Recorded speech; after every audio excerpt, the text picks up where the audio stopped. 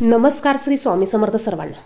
13 जानेवारी 2025 सोमवार या दिवशी भोगी आली आहे आणि या दिवशी शाकंभरी पौर्णिमा देखील आली आहे। बघा, भोगीच्या दिवशी आपण आपले भोग कमी करण्यासाठी काही उपाय करत असतो। या दिवशी आपल्याला भोगी साजरी करायची आहे।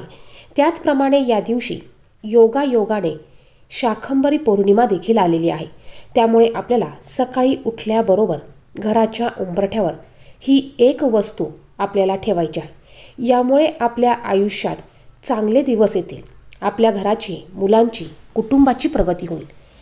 भोगीच्या दिवशी आपले भोग दूर करण्यासाठी आपल्या घरात असलेल्या वाईट शक्ती, वाईट बाधा, वाईट गोष्टी आयुष्यातून काढून टाकण्यासाठी आपल्याला काही अत्यंत प्रभावी असे उपाय, अशा सेवा करायच्या असतात। तर सगळ्यात अगोदर उद्या सोमवार आहे आणि भोगी देखील असल्यामुळे अंघोळीच्या पाण्यामध्ये आपल्याला पांढरे तीळ न विसरता टाकायचे आहे। थोडंसं गंगाजल किंवा गोमतीर पाणी टाका। त्याचप्रमाणे पौर्णिमा असल्यामुळे चिमूटभर हळद आपल्याला अंघोळीच्या पाण्यामध्ये टाकायची आहे। या पाण्याने आपल्याला या दिवशी अंघोळ करायची आहे। त्याचबरोबर संक्रांतीच्या दिवशी देखील आपल्याला अंघोळीच्या पाण्यामध्ये थोडेसे पांढरे तीळ टाकून या पाण्याने अंघोळ करायचे आहे। त्यानंतर उद्या भोगीच्या दिवशी आपल्याला सकाळी लवकर उठायचं आहे। उठल्यानंतर अंघोळ केल्यानंतर आपल्याला सूर्याला देखील अर्घ्य द्यायचं आहे। तुम्ही भोगीच्या दिवशी आणि संक्रांतीच्या दिवशी या दोन्ही दिवशी तुम्हाला सूर्याला अर्घ्य द्यायचं आहे। अर्घ्य देण्यासाठी तांब्याच्या तांब्यात पाणी भरून घ्या। त्यात थोडंसं हळदी, कुंकू, अक्षता, लाल फूल, पांढरे तीळ टाकायचे आहे आणि या पाण्याने सूर्य भगवान देवांना अर्घ्य द्यायचं आहे।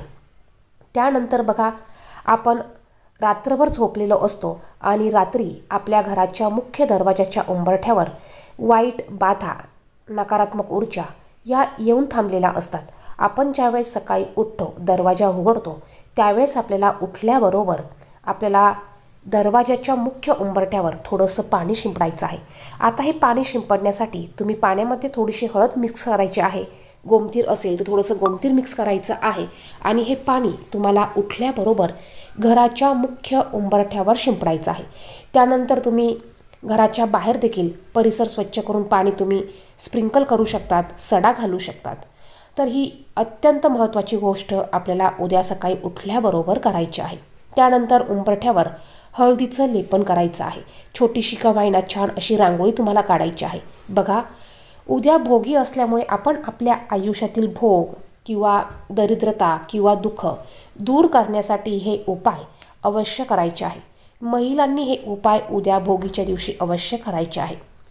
त्यानंतर हळदीचं लेपन कसं करायचं तर बघा, थोडीशी हळद घ्या, त्यात चिमूटभर अष्टगंध असेल तर अष्टगंध घाला, चंदन पावडर असेल तर चंदन पावडर घाला, त्यात थोडंसं गुलाबजल घाला, थोडंसं गोमतीर पाणी घाला, थोडंसं शुद्ध पाणी घालून याची पेस्ट करा आणि ही तुम्हाला घराच्या मुख्य उंबरठ्यावर हाताने पसरवून लावायची आहे। हे सुकल्यावर तुम्ही यावर छान अशी रांगोळी काढू शकतात। त्यानंतर बघा, आपल्याला सकाळी उठल्याबरोबर घराचा मुख्य उंबरठा स्वच्छ केल्यानंतर आपल्याला घराच्या बाहेर एक दिवा प्रज्वलित करायचा आहे। आता हा दिवा तुम्हाला सकाळी प्रज्वलित करायचा आहे। हा दिवा तुम्ही मातीचा घेऊ शकतात, पंती घेऊ शकतात किंवा कणकेचा दिवा बनवला तरी चालेल। शक्यतो तुम्ही मातीची पंती घेतली तरी चालेल। यामध्ये तुम्हाला शुद्ध गाईचं तूप घालायचं आहे। ते नसेल तर कुठलंही तेल तुम्ही घालू शकतात। जोडवात तुम्हाला घालायची आहे आणि असा हा दिवा तुम्हाला घराच्या बाहेर, आपण बाहेरून ज्यावेळेस आत येतो त्यावेळेस आपल्या उजव्या हाताला हा दिवा ठेवायचा आहे। आता दिवा कसा ठेवायचा तर बघा, आपल्याला एक डिश घ्यायची आहे। या डिशमध्ये तुम्हाला थोडेसे तीळ टाकायचे आहे आणि ह्या डिशवर तुम्हाला हा दिवा ठेवायचा आहे। असा हा दिवा आपल्याला घराच्या मुख्य उंबरठ्याच्या बाहेर आपल्याला प्रज्वलित करायचा आहे। एक दिवा प्रज्वलित केला तरी चालेल। तुम्ही 2 दिवे लावायचे असाल तर तुम्ही 2 दिवे देखील प्रज्वलित करू शकतात। बघा, तीळ हे दरिद्रता दूर करत असते, दरिद्र नाशक म्हणून तिळाला ओळखले जाते। त्यामुळे आपण घराच्या मुख्य उंबरठ्याच्या बाहेर आपल्याला एका प्लेटमध्ये थोडेसे तीळ टाकून त्यावर ही पंती किंवा हा दिवा ठेवायचा आहे। असा हा दिवा घराच्या बाहेर आपल्याला प्रज्वलित करायचा आहे।